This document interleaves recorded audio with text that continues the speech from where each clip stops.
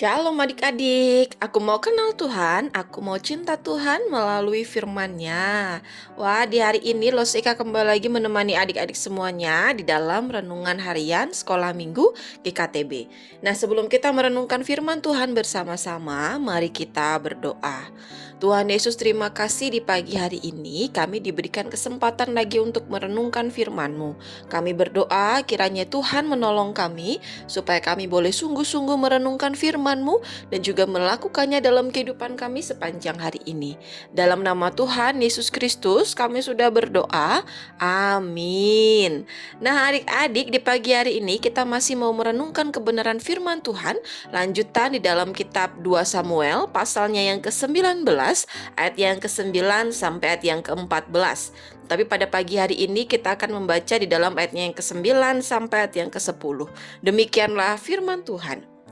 Seluruh rakyat dari semua suku Israel berbantah-bantah, katanya, "Raja telah melepaskan kita dari tangan musuh kita.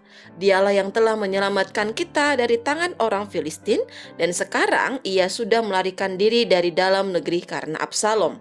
Tetapi Absalom yang telah kita urapi untuk memerintah kita sudah mati dalam pertempuran. Maka sekarang mengapa kamu berdiam diri dengan tidak membawa raja kembali?"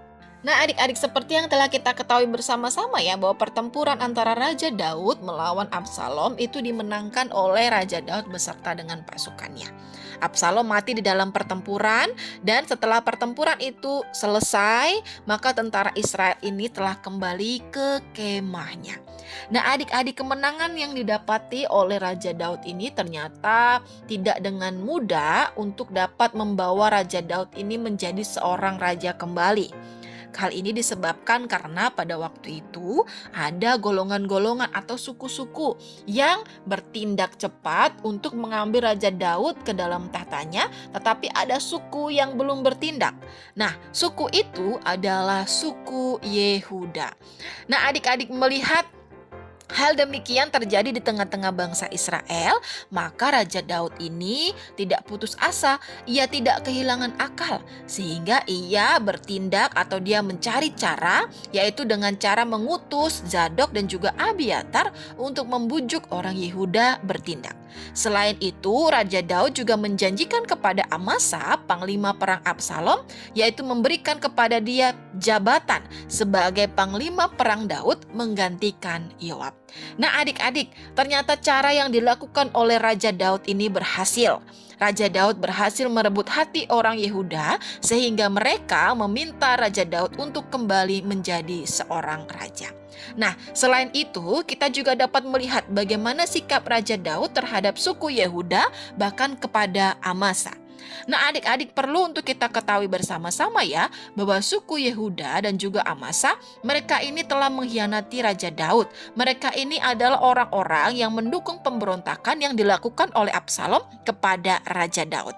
Akan tetapi ketika Raja Daud ini menjadi seorang raja atau menjadi seorang yang telah menang di dalam pertempuran yang ada, ia tidak membanggakan diri, melainkan ia bersedia merendahkan dirinya dan merangkul semua pihak demi keamanan dan kesejahteraan seluruh bangsa.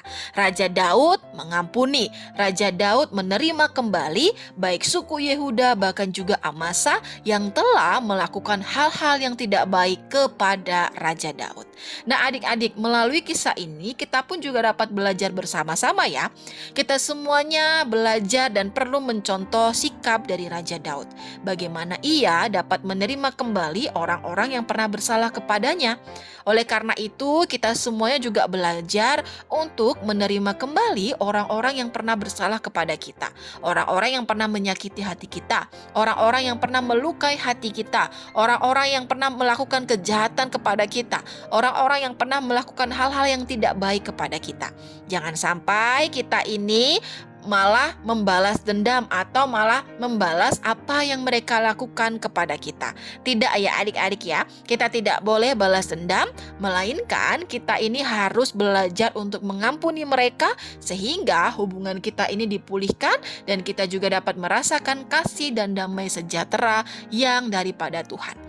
Dan itu juga Tuhan kehendaki untuk kita lakukan di dalam kehidupan kita hari lepas hari sebagai anak-anak yang mengasihi Tuhan, yaitu mengampuni orang yang bersalah kepada kita. Kiranya Tuhan menolong kita semuanya untuk dapat melakukan kebenaran firman Tuhan di pagi hari ini ya. Mari kita berdoa. Tuhan Yesus, terima kasih untuk kebenaran firman-Mu di pagi hari ini yang telah mengingatkan kami untuk kami boleh menerima kembali, untuk kami boleh mengampuni orang-orang yang bersalah kepada kami. Kiranya Tuhan memberikan kekuatan bagi setiap kami supaya kami tidak membalas atas apa yang mereka lakukan terhadap kami, melainkan kami boleh memiliki kasih, mengampuni mereka sehingga hubungan kami juga dipulihkan. Kami juga berdoa menyerahkan juga untuk semua aktivitas kami di sepanjang hari ini. Kiranya Tuhan menolong kami, memimpin setiap kami, sehingga di dalam semua yang kami lakukan dan kerjakan, kami kedapatan memuliakan nama Tuhan dan menjadi berkat bagi banyak orang. Dalam nama Tuhan Yesus Kristus kami sudah berdoa. Amin. Nah adik-adik, demikian dulu perenungan firman Tuhan di pagi hari ini ya. Sampai ketemu di dalam renungan-renungan harian selanjutnya. Bye-bye adik-adik.